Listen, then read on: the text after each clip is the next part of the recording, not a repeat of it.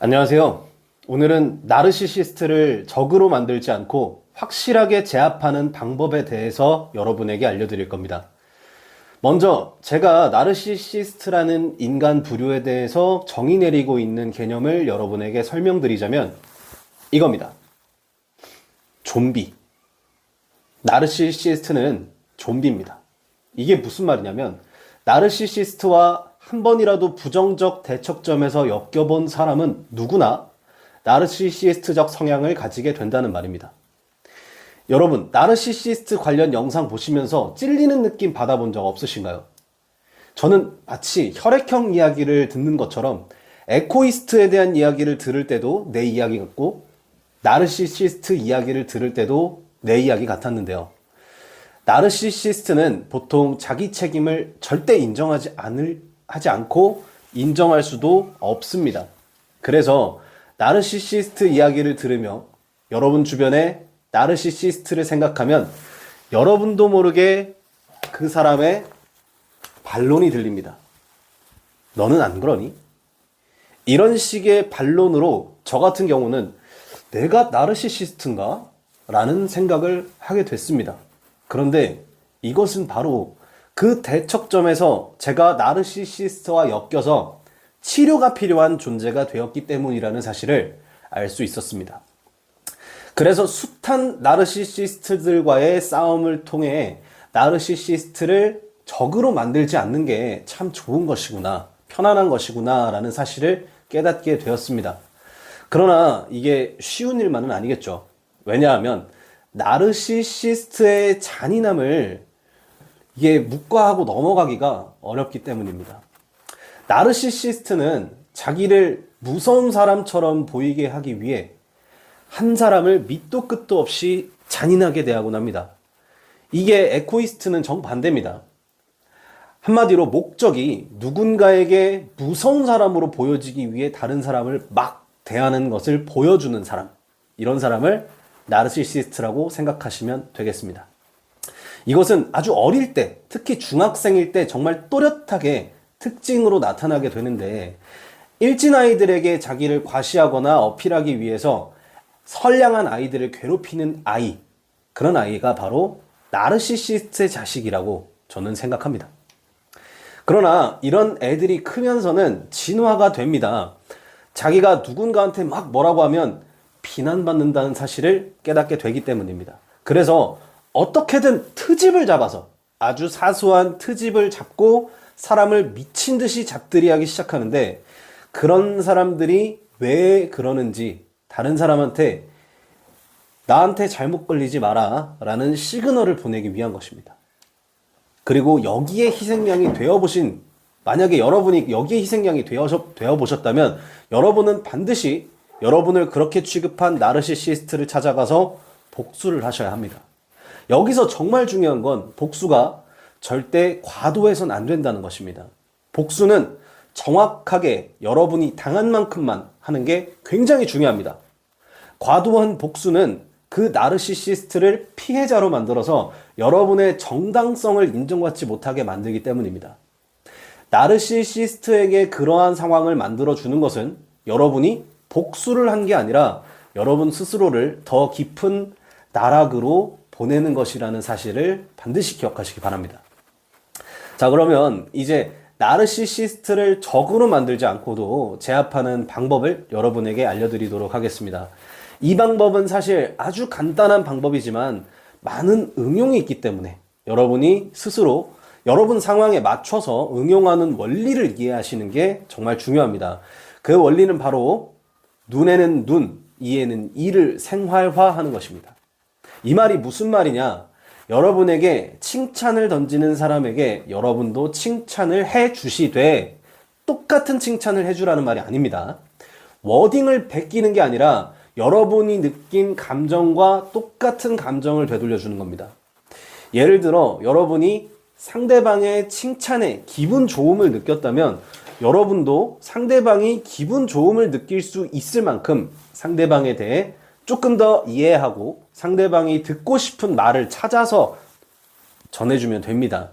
예를 들어 누군가가 여러분에게 살이 빠졌다라는 말을 했다고 가정해 봤을 때 여러분은 살이 빠졌다라는 말을 그대로 돌려주기보다는 여러분이 느낀 감정을 상대방이 어떻게 하면 느낄 수 있을지를 생각해서 여러분만의 창의적인 칭찬을 해주는 게 아주 중요합니다.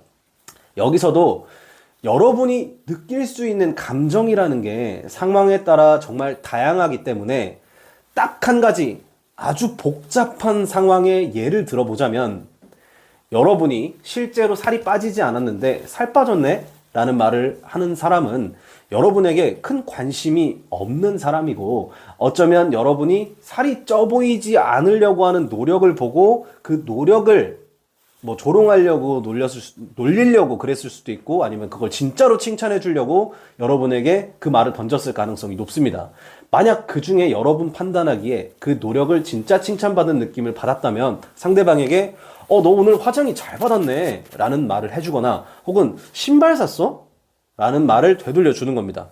자, 근데 여기서 이제 신발 샀어 라는 말을 놓고 봤을 때 그 사람은 신발 맨날 신던 건데 너 나한테 관심이 없니? 라는 말을 할 수도 있습니다. 근데 여러분도 상관이 없습니다. 왜냐하면 여러분도 살이 빠진 게 아니기 때문입니다.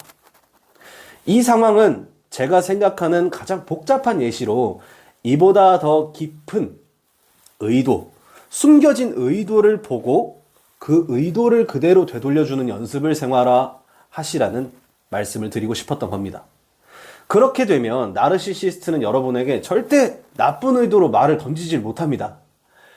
특히 나르시시스트가 나이를 먹으면 나이를 먹을수록 그 의도는 아주 깊이 감춰지기 마련입니다. 왜냐하면 나르시시스트는 나이를 먹는 과정에, 예를 들어 A라는 사람을 겁주기 위해 만만한 B를 막 함부로 이용해 먹다가 그전엔 한 번도 그런 적이 없었는데 이 B가 신고를 잘하는 사람이에요. 그러면은 이 B를 괴롭힌 일로 인해서 모든 사람에게 미움을 당해본 경험, 이런 경험이 있는 나르시시스트는 자기 자신의 방법을 더 교묘하게 만들어서 눈으로 보지 않고서는 이 사람이 나르시시스트인지조차도 구분하지 못하게 만들 가능성이 높기 때문입니다.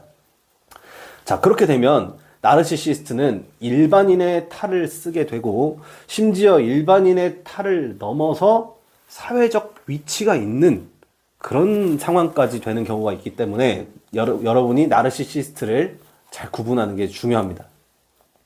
그래서 나르시시스트는 만만한 상대를 고를 때 이 상대가 다른 사람에게 얼마나 본인의 이야기, 그러니까 자기 이야기 말고 본인 이야기를 잘 하는지를 살펴봅니다. 왜냐하면 나르시시스트에게는 피해를 당하고도 아무 말도 못하는 사람이 반드시 필요하기 때문이죠. 그러니 여러분은 항상 의도를 되돌려주는 습관을 반드시 갖추시길 바라겠습니다. 자, 그 다음 두 번째입니다.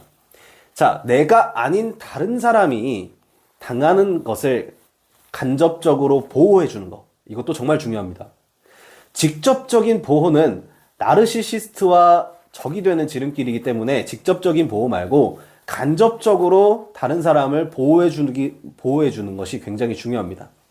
왜냐하면 여러분이 다른 사람을 보호하지 않고서는 결국에는 이 사람도 먹히고 저 사람도 먹히고 저 사람도 먹히고 여러분이 고립된 상황에서 여러분은 모두에게 공격받는 상황이 될 수가 있기 때문에 평소에 다른 사람이 나르시시스트로부터 직접적으로 당하는 모습을 여러분이 목격했다면 여러분은 그것을 간접적으로 보호해 주시는 것을 습관화하시는 게 정말 중요합니다. 자, 이것도 마찬가지입니다. 나르시시스트가 제3자에게 던지는 의도에 제3자가 제대로 반응하지 못했다면 내가 옆에서 그 반응을 대신해 주면 됩니다. 이것도 예를 들어 볼게요. 나르시시스트가 왠지 먹잇감으로 삼고 있는 것 같은 제3자에게 사람들이 많은 곳에서 막 화를 내거나 막 짜증을 내면서 자기 우월감을 좀 과시하고 있다고 가정을 해봅시다. 그럴 때 여러분은 그 짜증내는 나르시시스트와의 관계를 좀 먼저 고려를 해볼 필요가 있습니다. 만약 여러분이 가깝지 않고 그 나르시시스트와 가깝지 않고 좀 먼 관계라면 당하고 있는 제3자에게 뭔가 멀리 가야만 하는 부탁을 해서 이 자리에서 좀 멀리 떠나가게 만들어줄 수 있습니다. 그리고 조용히 나르시시스트에게 그 이유를 물어보는 것이죠. 그리고 여러분이 그 이유를 알고 있다는 것만으로도 나르시시스트는 여러분에게 보여지는 행동 때문에 과도한 짜증을 멈출 수 있을 것입니다. 자, 반대로 가까운 관계라면 나르시시스트의 편인 척, 제3자에게 다 사람들 보는 앞에서 너 또 뭘 잘못했길래 얘가 이렇게 짜증이 났어? 라면 모두 다 드러나는 듯이 막 큰 소리로 떠들어 주시면 나르시시스트는 그 순간 엄청 두려움을 느낍니다. 왜냐하면 자기 짜증이 다른 사람들이 봤을 땐 정당하지 않을 수가 있기 때문입니다.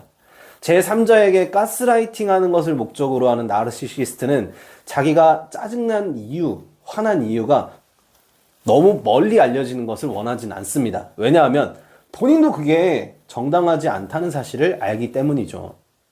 그래서 누가 봐도 본인의 짜증이 정당하다면 만약에 나르시시스트는 절대 그렇게 혼자서 짜증내거나 직접 화를 내거나 하지 않고 모든 사람에게 자기가 피해자라는 사실을 알릴 겁니다. 그러니 여러분이 이것을 잘 활용하신다면 여러분이 소속된 집단에서 나르시시스트가 판을 치는 일은 없어질 겁니다.